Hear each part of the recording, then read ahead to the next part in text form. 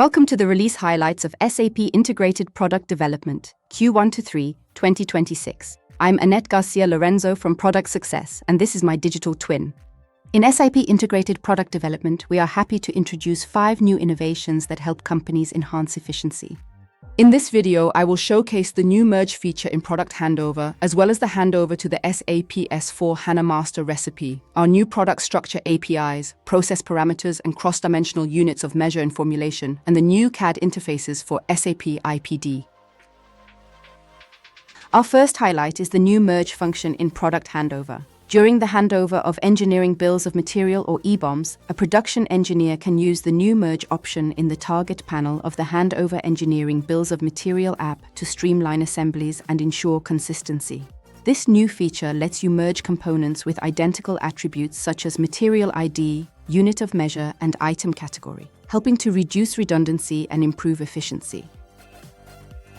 Use the merge feature to consolidate multiple engineering items into a single target manufacturing item while maintaining traceability to all originating components. Choose Merge Assembly to merge the items automatically within an assembly, or choose Merge Selected Components to select specific components for merging. This feature preserves traceability between the merged target item and its multiple source items.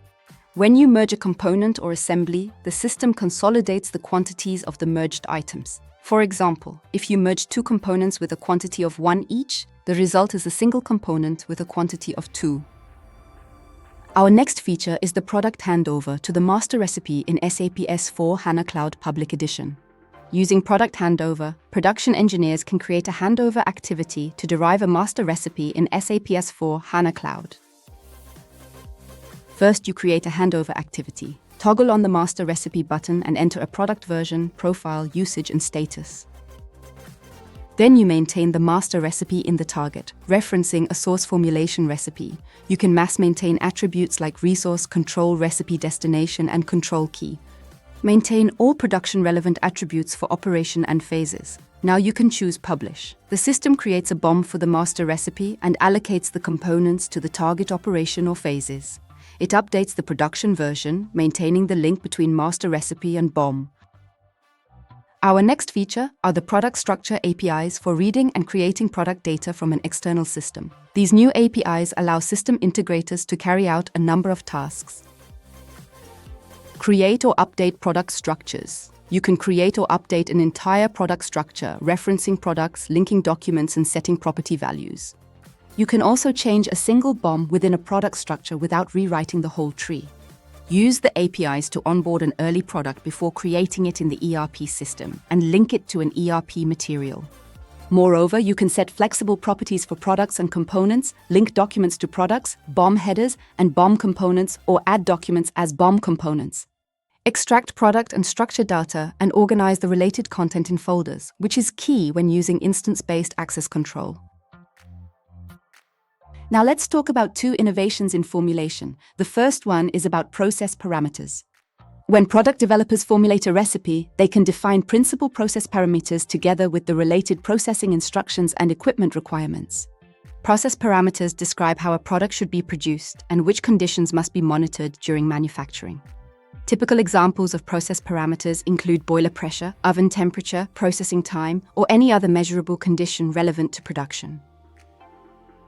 System administrators can maintain these parameters in the Configure Process Parameters app. When recipe developers work on a recipe in the Manage Recipe app, they can add process parameters on the Process tab.